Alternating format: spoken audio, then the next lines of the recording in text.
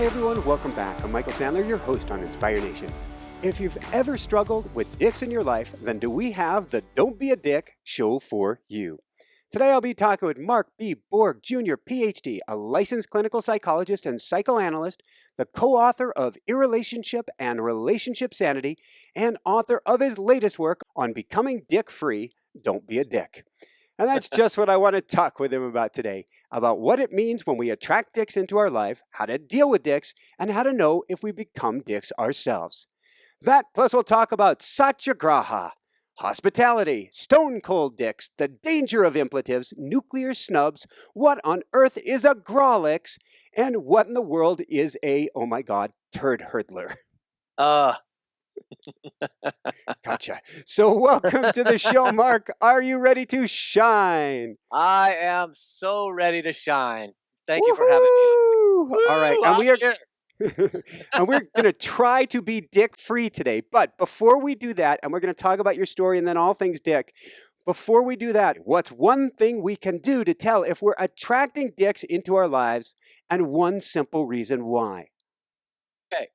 This is, this is kind of like the spoiler, at the beginning.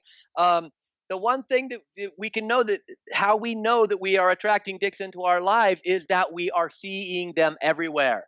If you pick up this book for anyone other than yourself, you are then you are likely somebody who is inadvertently, innocently attracting dicks. I know we all want to help them. We want to help them or kill them. But if you've picked up this book for someone else, then that's the best way to know that you yourself are struggling with what I am referring to as dickery. And what can you do about it? I mean, what you can do about it? I have only 2 rules. I mean, I have this whole big book, but I really only have 2 rules when it comes right down to it for dealing with our own internal dick. And that is 1, keep the focus on yourself. That is, keep the focus on myself. 2, this is how important. Well, it's all about you. It's not about me. That's right. There you go. So what's rule number 2? Refer to rule number 1. Really. Very good. And we're going to come back to that very, very, quite frequently here. But growing up, were you a dick?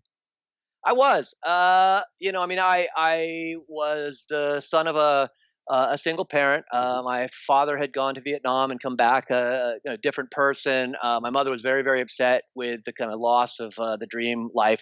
And it's interesting because kind of the way I was kind of a sneaky dick. On the one hand, I really felt like I was my mother's keeper. I really felt like I had to caretake and I had to be this kind of goofball clown and do absolutely everything I could to cheer her up because she, when I was a kid, was very unhappy just with the way things had turned out. But I found that the more sort of clowny and silly I was with her and to try to kind of make things better for her, the more I found myself acting out this was a early 80s. So I found myself sort of acting out this punk rock, real defiant, really going after, really you even had, is it a purple mohawk? I did not have that.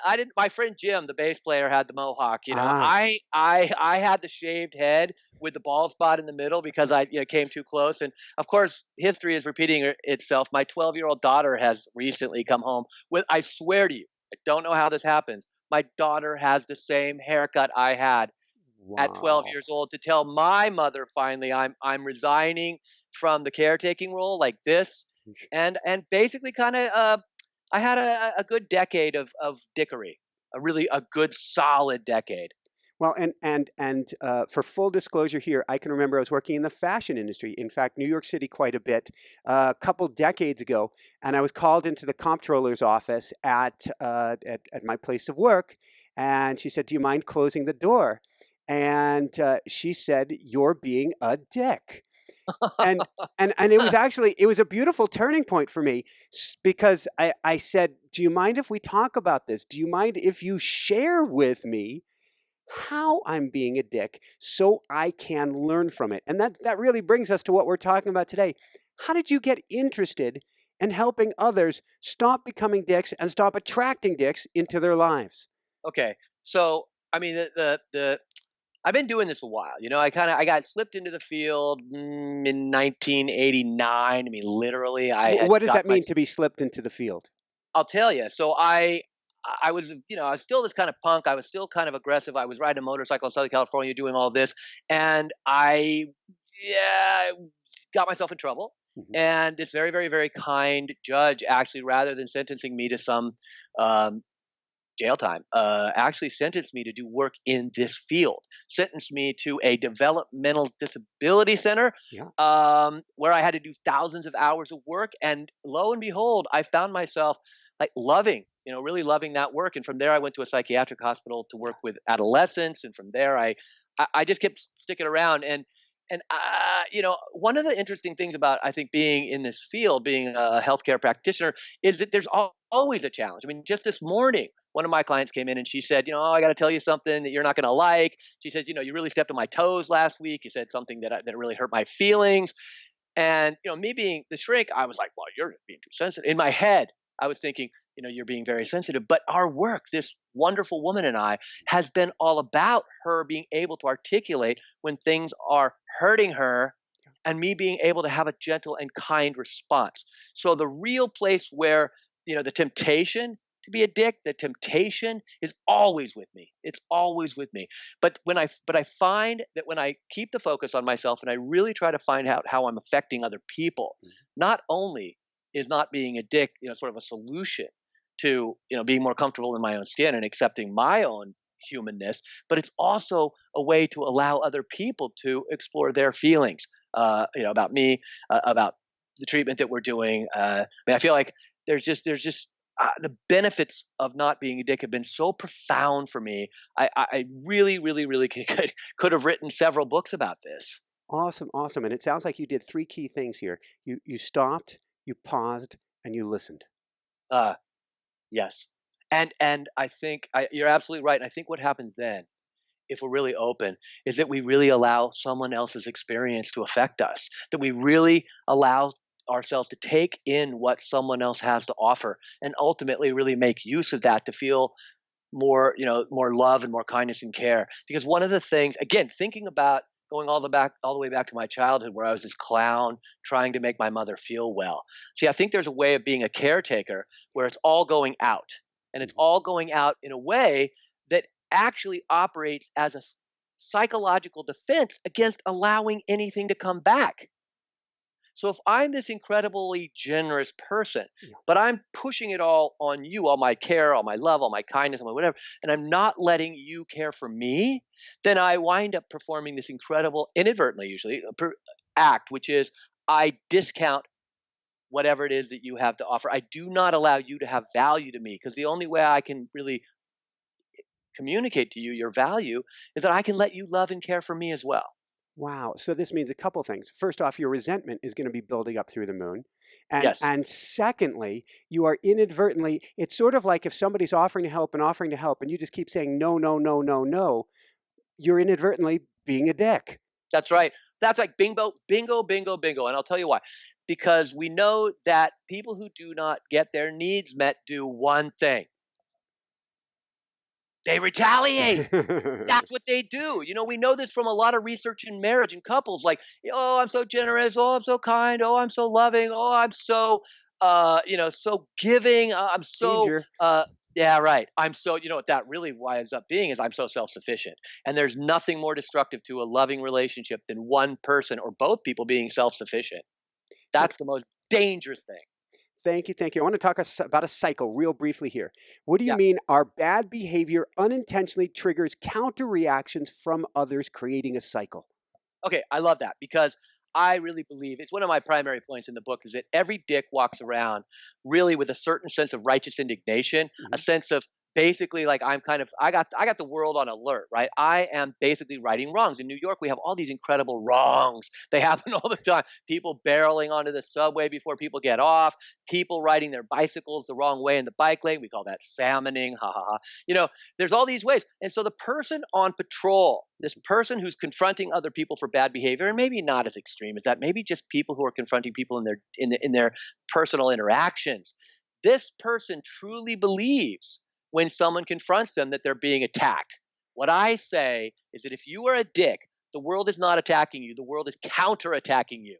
And what happens is you mistake that counterattack for an unprovoked attack. In fact, they're having a negative reaction to your attempt to help them, right? I mean, so that creates a cycle because you go back into create more righteousness, more indignation, and more need to go out and right this horrible world that has gone so off kilter. So what you're really saying is they have an allergy to your dickery. Yes. Yeah, yeah, yeah. And let us hope, let us hope that it becomes, that we sort of like the 12-step people talk about, hit a bottom, that we get to hit a bottom and see ourselves in this dick moment. See, because I also don't think I'm trying to clarify because I know it doesn't sound like it yet, but my book is incredibly gentle, kind, and loving to the dick. I absolutely adore these people who are willing to go through this transformation. I am not attacking the dick. I am not blaming the dick. I'm not criticizing the dick. I'm actually trying to help the dick free her or himself from this real sort of cycle that is all about, at bottom, isolation.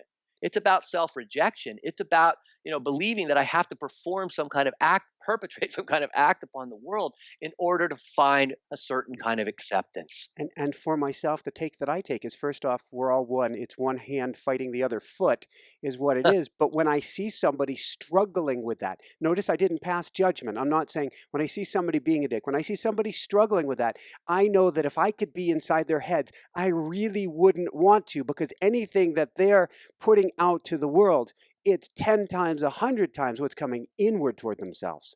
Correct. And that's it. That's the compassion that I'm hoping to offer the dick. That's the compassion that I'm trying to offer. And I even go even further and I say, I don't actually believe that a dick is something that we are. Like, I'm not a dick. Thank Dick is you. dick is something we do. I right? It's not me. I don't Well, the pathologize. label is dangerous, and that's being a dick.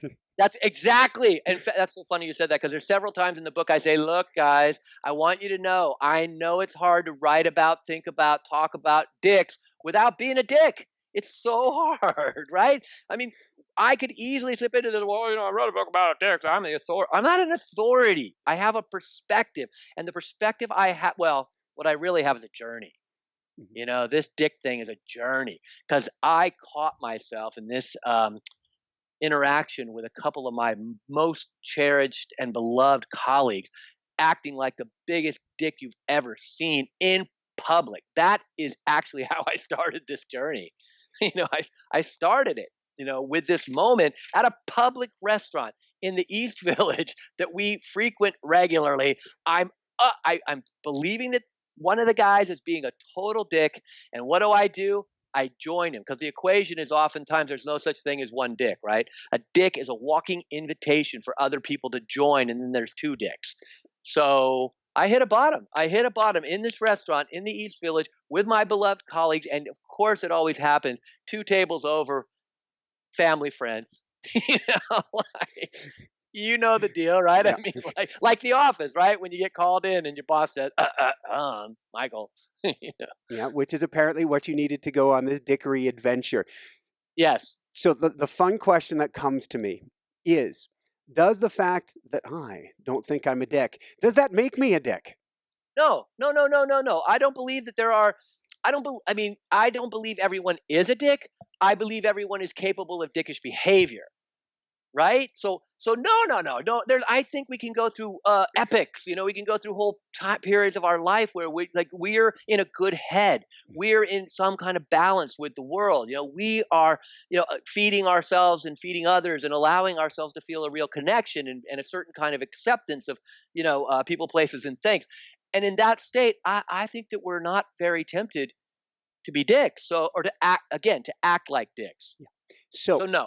it's if we go on to, what is it, Psychology Today, if we go on to any of these forums today, and particularly with our audience, the big word that you hear is the narcissist. Yeah. What do you mean, forget the narcissist, it's really about you? Okay, so just recently, what was it? There's a what's it called? There's some interesting media outlet for people, I think, on Tinder. It's called like Swipe Life. And they asked me this question about narcissism. And they asked me, is it my partner? Is it your partner or is it you? And I said the same thing. I said, look, if you're seeing dicks everywhere, then yeah, it's probably you. I said the same thing about narcissists. I said, if you're seeing everything narcissist, if you're seeing that everyone's a narcissist, if you're trying to protect yourself from them, then what happens? You become totally self absorbed, Mm. right? You become totally full of yourself. You can't empathize with other people. And what are those? Those are the primary symptoms of narcissism.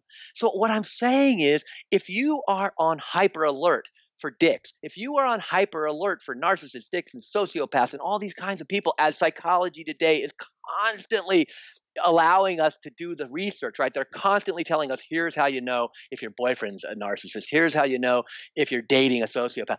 I say the best way to attract narcissists and sociopaths is to go out trying to protect yourself from them. So I have a concept that I call the open-hearted warrior. In fact, we just finished up a book yesterday. Last chapter was talking about it.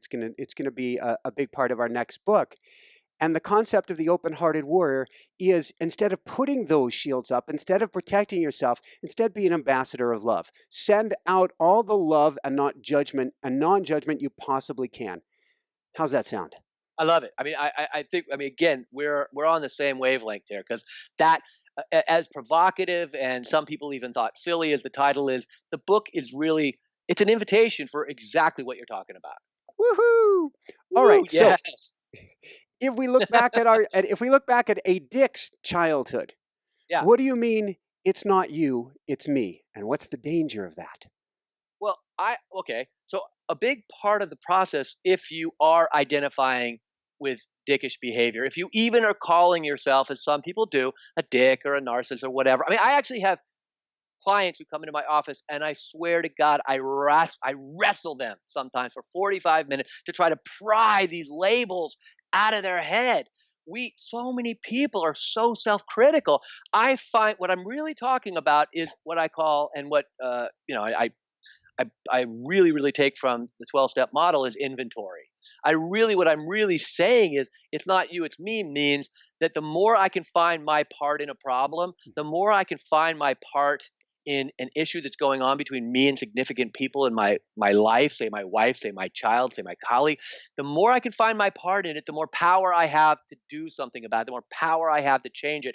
The dick, I find, unfortunately, often takes too much responsibility for the whole of the conflict. Like, I see a lot of 12-step people in my practice, and they get to these amends steps. They get to the steps where they're going to go out and they're going to make amends, they're going to apologize, they're going to change their behavior. And a lot of times I find with a dick who's in early recovery, what happens is they don't come to the relationship with just their part of the problem. Sometimes they take responsibility for the whole problem, and I find that's going too far. Because a great quote from the same 12-step program is, "Not all inventory taking is done in red ink." What that means is, if you really want to recover from dickery, yeah, okay, go ahead, look at your bad behavior, but look at your good behavior too. Because your good behavior, your assets, gifts, talents, those are going to be what you use to help yourself come to self-acceptance and accept the world. Woohoo! Yeah, I think you actually put it at the end of the book that says, instead of don't judge, judge as much as you want, but judge out of love. Yes. Yes. Yes. Yes. That's it. That, to me, that's what I'm saying. I mean, this is not that the book is not this provocation. I think my poor mother is not going to be able to ever actually say the title of this book. I love her. I love my mother, and I accept her beliefs and her, wherever she is. I love her, but it's kind of a bait and switch. I mean, even the word dick is a bait and switch, because yes, I mean, women have come to me too, and they go, but can women relate? I go, look, it's just a prop. It's just a placeholder. It's just a word that we sometimes use to criticize ourselves and other people. You put in place whatever word you use for yourself at your worst, and then let's try to help you get better. Thank you. And since you said criticize ourselves, what's an implicative? Okay, that's great, because we're on the same wavelength here, because implicative is exactly the tool that I'm trying to help people adopt to help them with this. So let's say implicative is my definition, because I made this word up. It's a neologism. It's that the hashtag, the ampersand, the apostrophe, the exclamation point that you see in a cartoon when somebody's swearing. Mm-hmm. I call that and implicative. And I ask you, the reader, to start with the word dick or whatever bad word you use for yourself. My 12-year-old daughter used a word, and I'm just like, "Ugh," I don't want to hear that yet, but there it is. It's in the book. So you start with the word that you use for yourself at your worst. Mine is dick. And then as you're reading and as you're doing the exercises, you come to the next opportunity to look at the implicative. And what I'm hoping is that your implicative has gotten a little more gentle. So let's say the dirty, bad word that I use for myself, the implicative, I start out with dick. And let's say I read, I do the exercises and I go through the middle of the book and I get to the word implicative again and I say, oh, now I'm a jerk. Okay, that's a little better. Hmm. And let's say I get to the end of the book and I totally protest and I say, I'm not calling myself a bad name anymore, like, Thank you. yeah. So this is so profound, and this doubles back to what I was saying right at the beginning. But I love this line: when it comes to being a dick, there are twists. All the poor behavior we perpetrate on others likely reflects the way we also mistreat ourselves. Bingo. Yeah. And that's where we are. And that's this state of isolated aloneness where the world suddenly feels, and is in the mind and the way we experience it, hostile.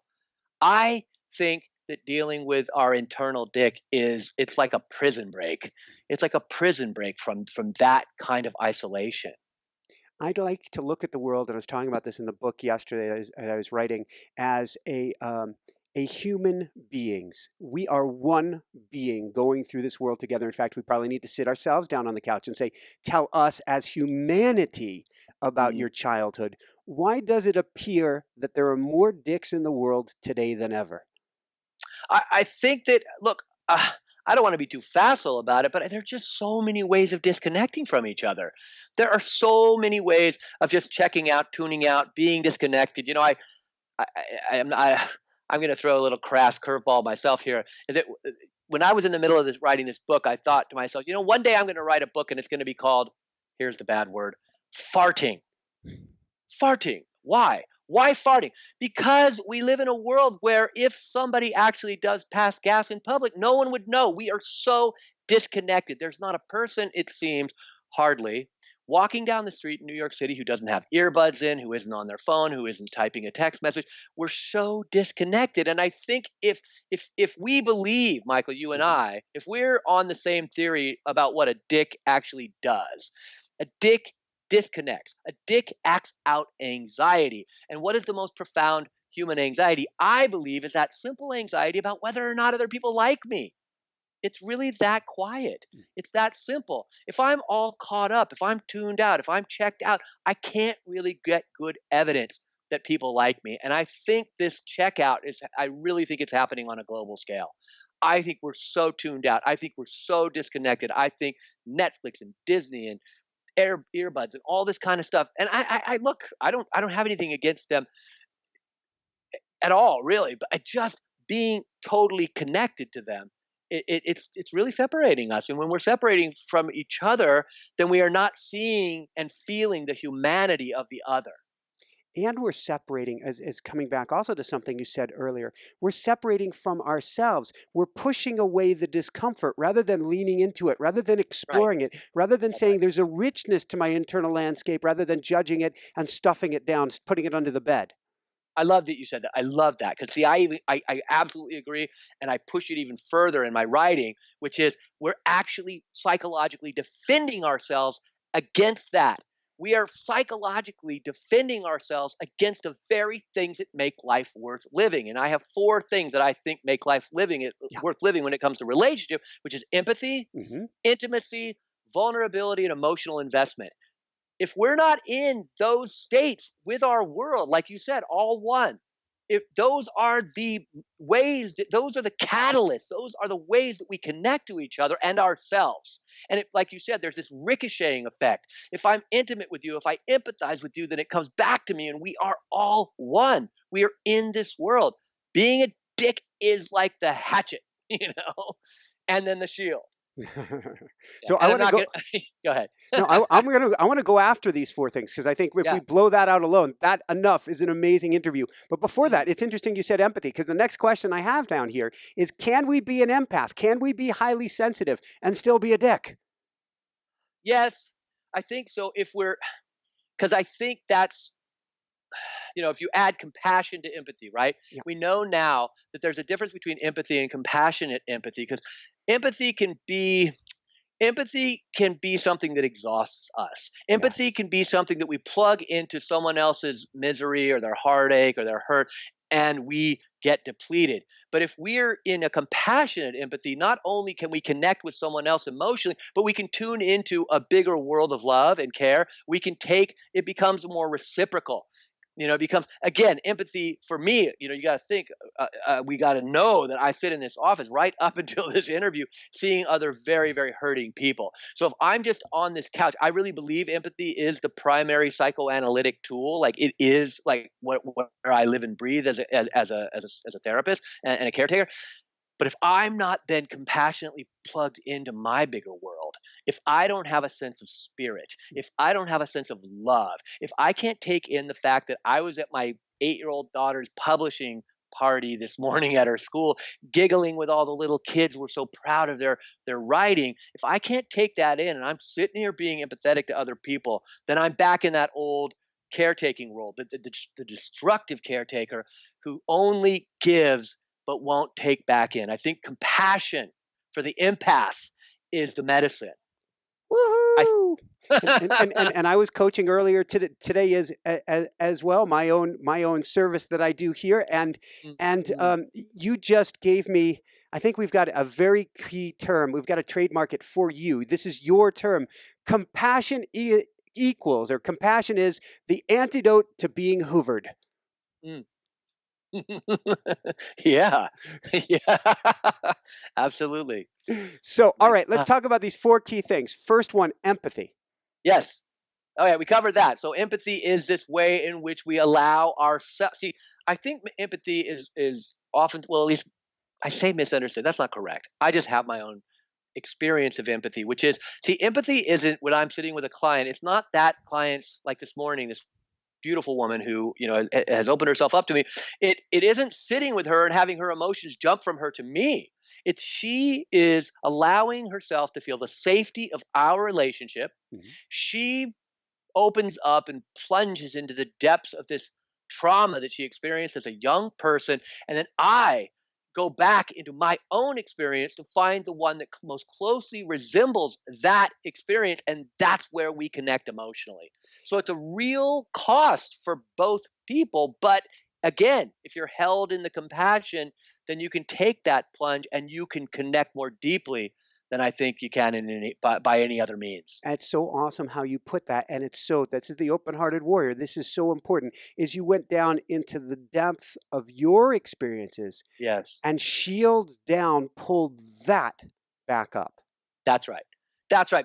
And I think it's really, it's invited. The other person feeling safe, the other person feeling willing, the other person feeling open, then invites the empathy. They invite you into that place. A lot of times when I really need to go to that hurt, sad place, I go back to a relationship with my grandmother. During that dark, dark time that I described to you earlier, the dark time where I got sentenced to this field, my grandmother was the one person in my life who never gave up on me. Mm. My grandmother saw the light. My grandmother saw something through all that punk rock and haircut, and that's the silly stuff. There was a lot of stuff about that was not silly, but I and the loss of her when I was 18 years old, it's something I can always go back to and be fed with a kind of sadness that is so extreme and connective. It's amazing, but the loss of her in a really kind of hard to understand some or articulate way is probably one of the biggest gifts I ever had because she lives in me. Sadness is a positive fuel. Oh, grandma. Exactly, exactly. So what's Yes. what's number two again? Number two is intimacy. Hmm. Wow, talk Intimacy. about scary if you've got dicks around you.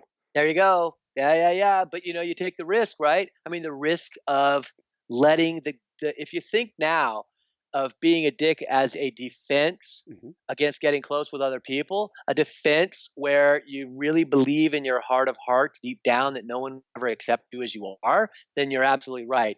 The intimacy is the greatest risk a dick could ever have, because my definition of intimacy is being seen and known and felt as we actually are. Awesome. Number 3, Number three is vulnerability. shields down. Yep. And 4, Is emotional investment. that's a toughie because when you see dicks all around you, the opposite of what you want to do, which means that you're going to get more of it, is Yeah, to be that's right. emotionally invested. Well, that's right. And and interestingly, for me, I think that emotional investment is not something we just hand over. Emotional investment is something that happens over the course of time. Like, say, here's where I think it can be really, really profound Yeah. and applicable to one's relationship with either a dick in your life or yourself when you're a dick and you watch other people, is when you don't give up on that person. When you know that that person's struggling, when you say, okay, that guy's not a dick, but he's acting that way. That gal Grandma. is, yeah, grandma.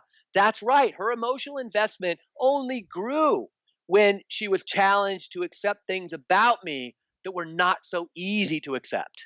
See, that's, to me, that's a huge part of love. Like, love is not necessarily like you come into my life, we have this incredible honeymoon period for 9 months, and then we keep acting like in this perfect acceptance of each other because we're all on our best behavior. Love is when, I start seeing that actually, like, I'm thinking maybe I want to take this one back, but I don't. And that's where the investment really comes in. When I accept someone in their difficulty, in their struggle. Woohoo! Talking about difficulty and struggle, what in the world is a turd hurdler? Oh my God. It's funny. My publisher actually likes that term so much. He wants me to write an academic paper and present it to my professional Oh my psychoanalytic God. community. If only they knew. Yeah, they love that, right? A turd hurdler is basically the person who can't stand you having a good day. Do you have any of those people in your life who just can't stand it? You're happy, your show is a success, you're writing books, you're doing this great community service, and somebody is just like, nah, Michael's too happy, and will just come into your life, into your day, and just drop a big poop right in the middle of it. I pulled off Vale Overpass or something months ago. Was heading to Denver. I've got this beautiful shiny yellow eco Tesla called Tessy, and I pull out of it, and a guy's walking by, and just nods his head and gives me the biggest finger he possibly could. Yeah, that's a turd hurler. Yep, And that's I immediately went to, my God, this guy is hurt. How much yes. love can I send him right now? How much love? How much love? In all seriousness, something's really hurting inside of him. Yeah.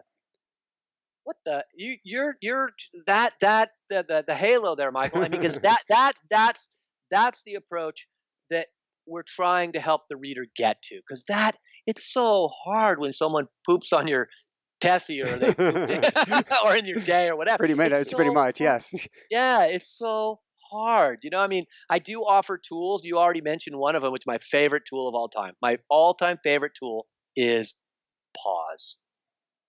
So even if you have half a second between that guy, and you're sending him love, Yeah. I mean, even just a second can change I think it can change your life. What would be another tool that we could say to get a crowbar in there before you end up engaging? I mean, okay, pause is the big one, right? Yeah. Pause is the big one. The next one is don't take the bait.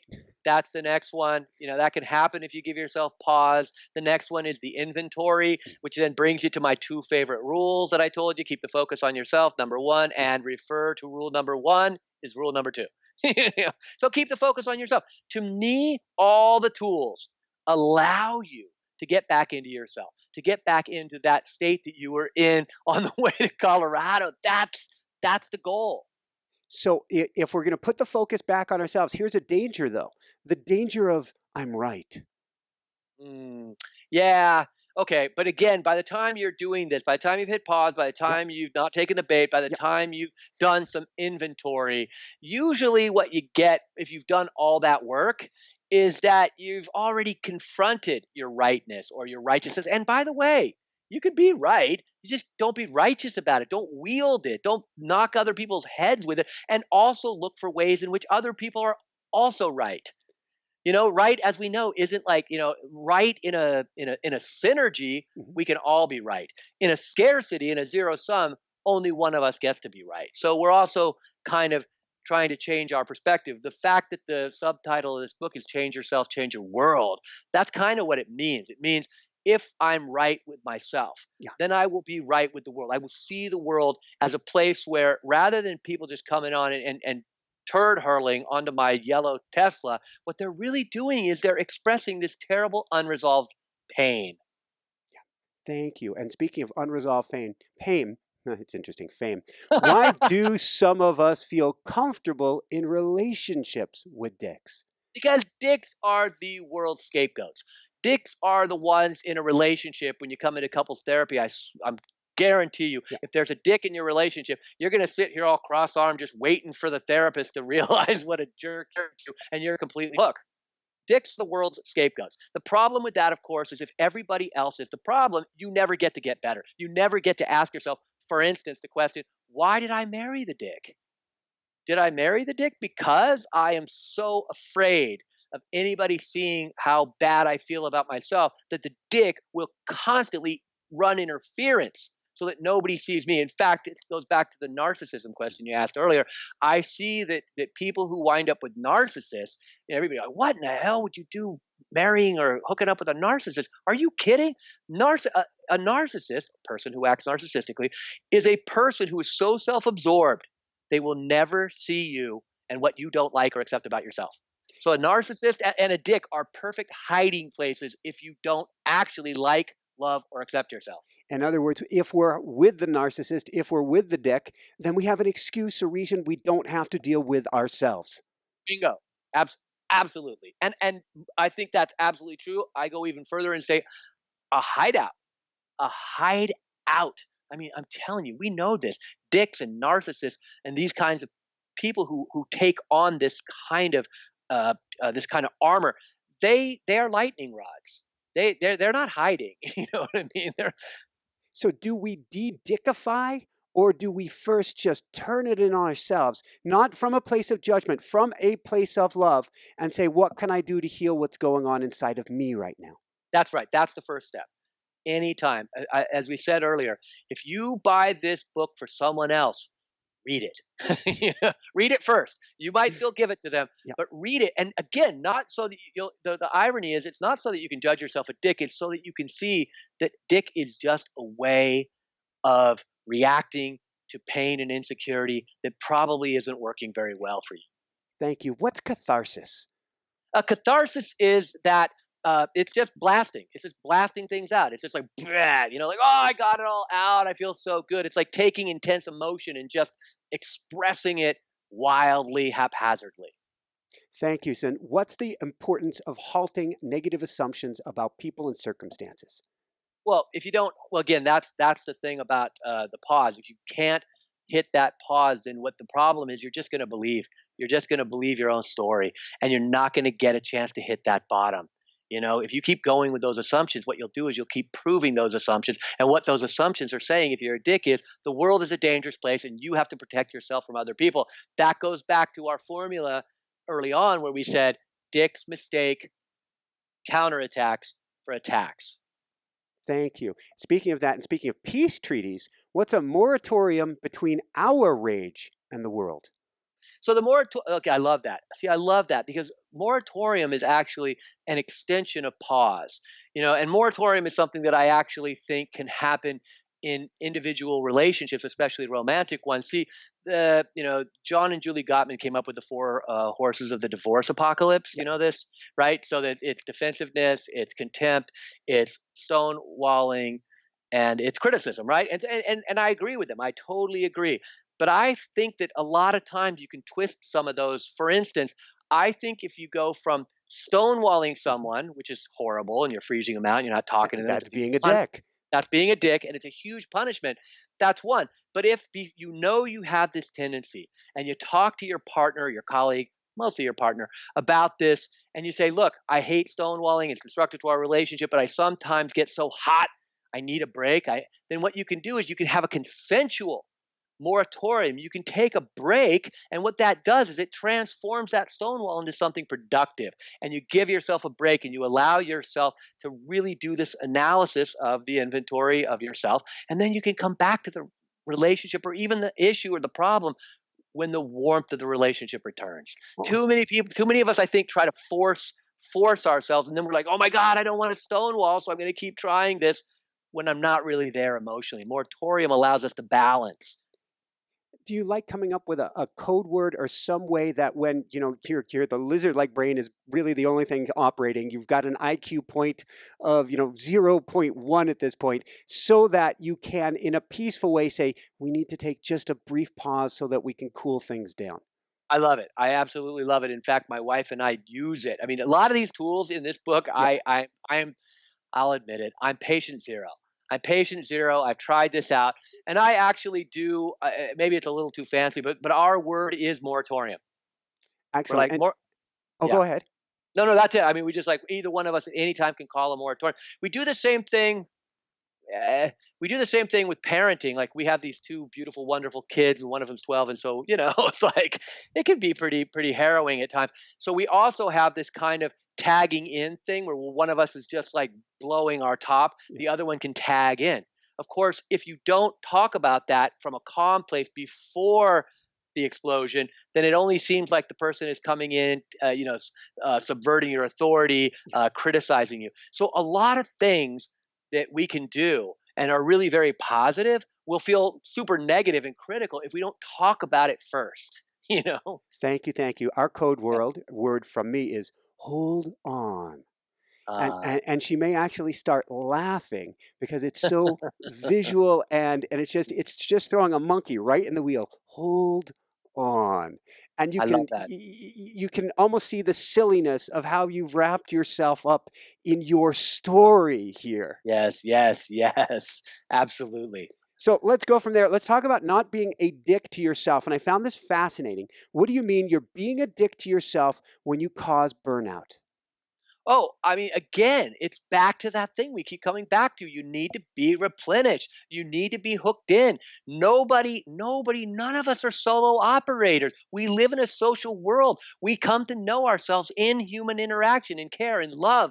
So anytime we cut ourselves off from that, we are heading toward that empty gas tank, right? We're gonna ultimately, what did I say? What did I say earlier is the the common reaction to not getting our needs met? Well, it's something vicious at this point. Uh, Retaliation, Thank right? you. Boom, retaliation. So that's the thing. Like this is the full circle for us, right?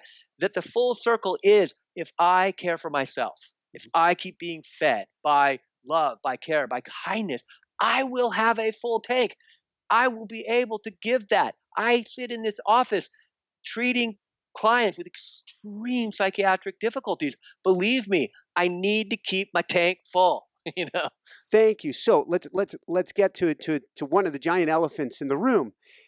What do we do for ourselves when we know our self-talk is extreme dickery to ourselves and we feel we don't deserve any better? Oh, such a good one because again, you can't get there, I think, unless you allow some incident to be your bottom. And what do they say about the bottom? Like, where is the bottom? The bottom is the place you put the shovel down. Oh, Michael, if nothing else, I would love for this book to be a mirror for someone to look at that and go, oh my God, oh, I've been criticizing myself. I think that I'm going after other people. What I'm really doing is I'm feeling so horrible about myself. I'm not saying, obviously, that the book is the only way. I think there's lots of signals. I think there's lots of messages in our life that are trying to transmit, like, man, you need help. Because really, in that dark, horrible place that you're describing, Mhm. if you peel everything away and you look in there, that is exactly what's going on. So you need something. You need some kind of moment, some kind of sliver. We call it a window of opportunity to see Foot that in you're the door. That's right, foot in the door. Because I think at that level, when a dick is really at that chronic, really out there, really convinced, is now like dick is now part of your character, Mhm. as opposed to feeling it's like something you do, then dickish behavior actually becomes an SOS. It's a cry for help. And any of us who have cry for help, we need other people. We need someone else to respond to that, like my grandmother did for me. Yeah. Thank you, thank you, thank you. What's the importance? You talked about inventory earlier just a little bit. Importance of Yeah. mapping your positive attributes. Okay, well that's great because when I do inventory, when I suggest inventory and write Mhm. about it, so often we think inventory is like, okay, I'm going to look at all my character defects, I'm going to Yeah. look at all the things that are wrong with me, but that's not what inventory is, right? You go into your warehouse, you don't inventory all the missing stuff or the stuff that's broken. You inventory all your assets, gifts, talents, all of your wonderful products right up against the things that you are still working on. So in my inventory, I strongly suggest to people when before you go after all those things that you still need to work on, list the good things. I call it asset mapping. List the assets, list these wonderful qualities about yourself, list your gifts and your talents and your connections and your relationships. That will help you. In fact, in the book, I have exercises where I ask you to take a look at a problem, and I ask you before you even begin to tackle the problem or what your issues are, list the good things. List all your good qualities that you can use to resolve this problem. Thank you. What do we do with a bully? With a bully, again, I think there's a matter of compassion, but you do the same thing. You hit pause, you back up, you take care of yourself. And the thing about a bully is the thing about a dick that I think is very, very hard. It's very hard to disengage, but a bully is somebody who, from this perspective, is extremely hurt. They're one of those extreme dicks. They're one of those people whose behavior is actually transmitting an SOS. But if you're being bullied, you cannot engage that bully. You Right. have to back away and find that the same thing is applicable to a bully as if we're beating up ourselves. So, the formula that we use, and it's sad, but Mhm. unfortunately, bullies are such an extreme SOS that they need a lot of help.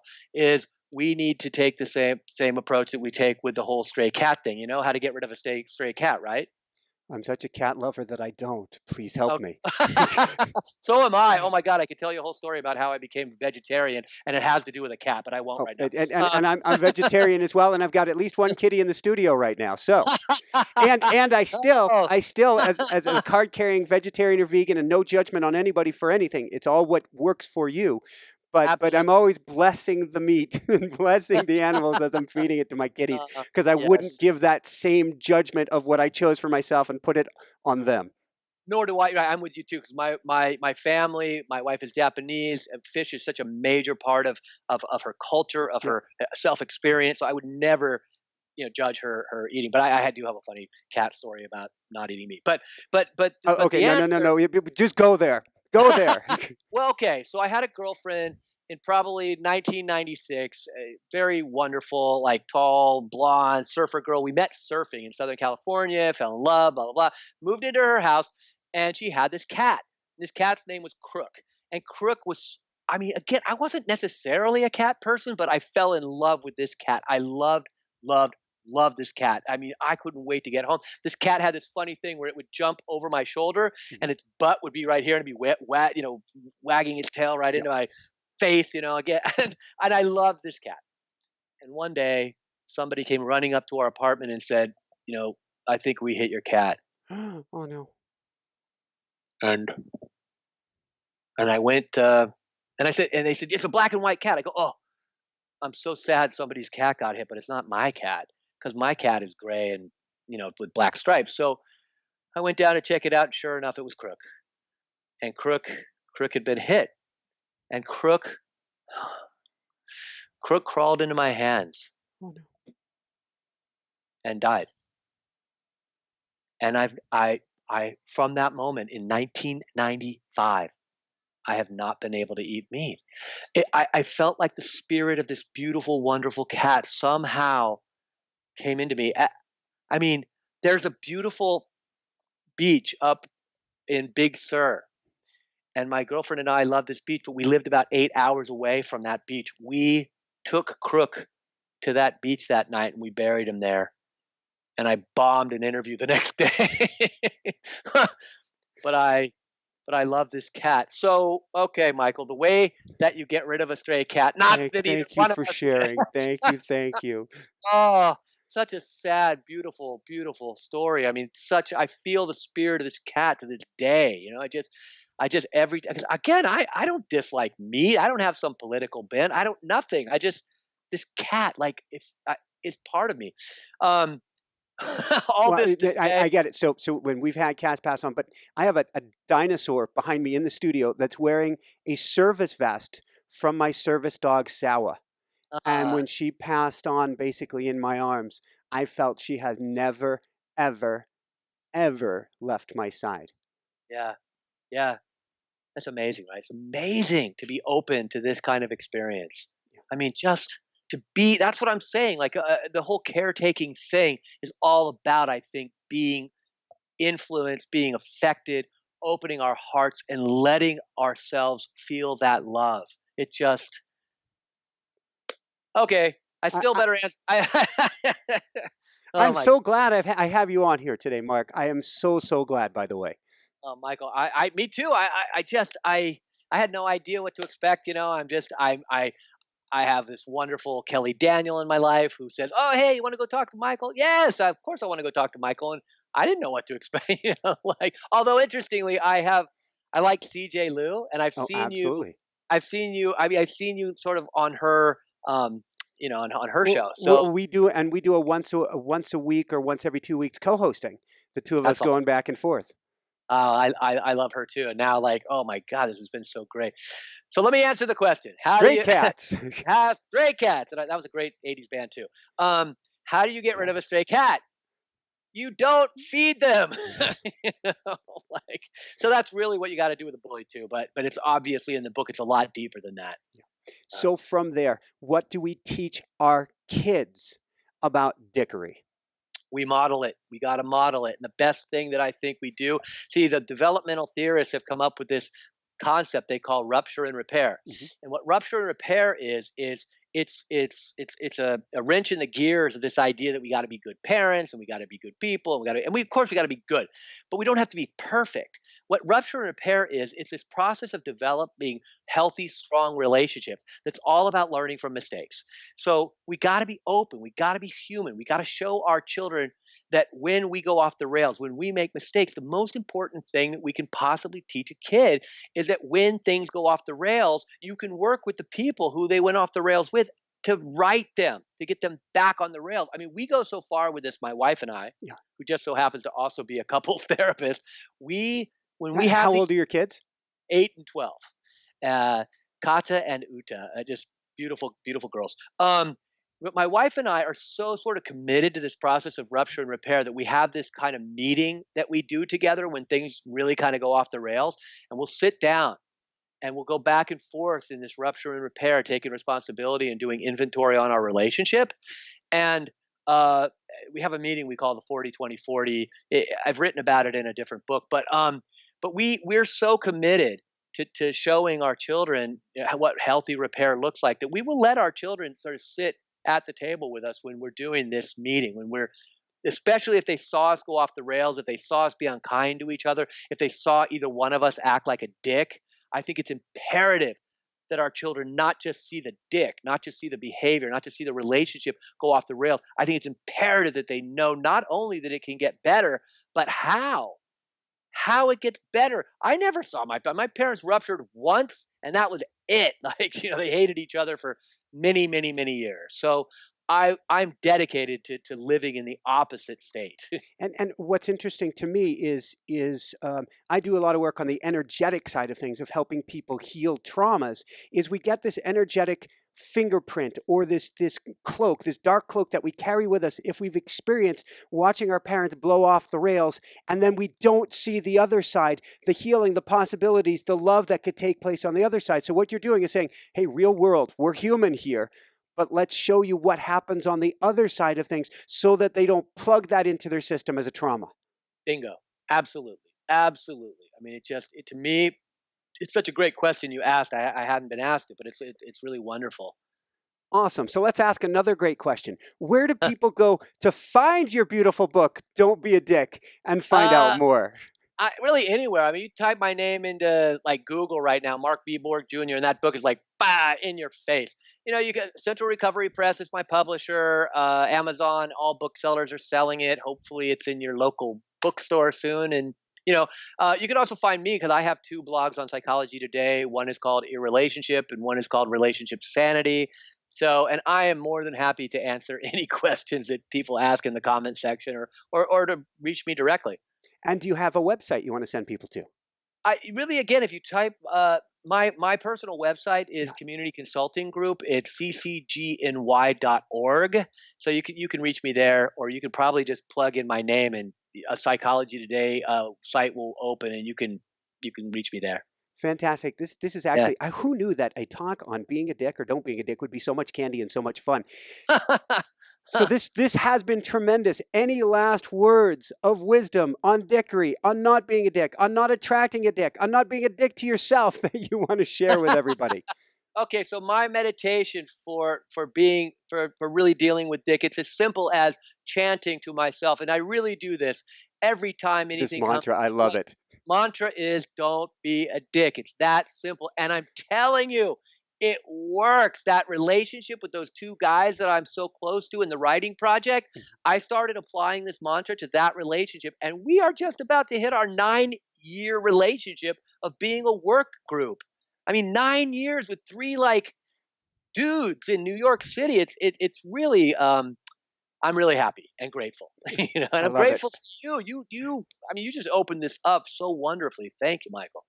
It sure goes both ways. I'm joking here. I'm always going through in everything that I do. I send love. I send love. I send love with my bracelet. But now it can be, don't be a dick.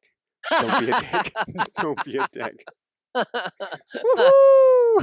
Yeah, cowabunga. So for everyone out there, this is Michael Sandler saying, be well, have fun, don't be a dick, and begin changing yourself and changing your world today, and shine bright. Woohoo! Yay! Love it. Wow, thank you so much. That was awesome. This was so much fun, Mark. This was so much fun. I'm so glad to see you. It's really, really nice to get to see you. So and hang out with you here. I just had the most beautiful, fun interview with Mark B Borg Jr., PhD, on Don't Be a Dick. To check out more incredible videos on making your life better, click here, subscribe below.